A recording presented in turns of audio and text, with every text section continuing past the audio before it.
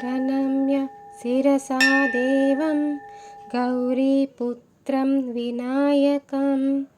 भक्तावासं स्मरे नित्यं आयुष्कामार्थसिद्धये प्रथमं वक्रतुण्डं च एकदन्तं द्वितीयकं तृतीयं कृष्णपिङ्गाक्षं गजवक्त्रं चतुर्थकं लम्बोदरं पञ्चमं च षष्ठं विकटमेव च सप्तमं विघ्नराजं च धूम्रवर्णं तदाष्टमं नवमं बालचन्द्रं च दशमं तु विनायकम् एकादशं गणपतिं द्वादशं तु गजाननं द्वादशैतानि नामानि त्रिसन्ध्यं यः पठेन्नरः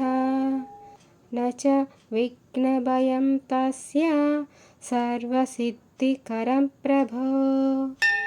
विद्यार्थी लभते विद्यां धनार्थी लभते धनं पुत्रार्थी लभते पुत्रान्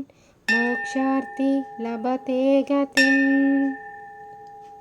जपेत् गणपतिस्तोत्रं षट्मिर्मासैः फलं लभेत् संवत्सरेण सिद्धिं च लभते नात्र संशयः अष्टभ्यो ब्राह्मणेभ्यश्च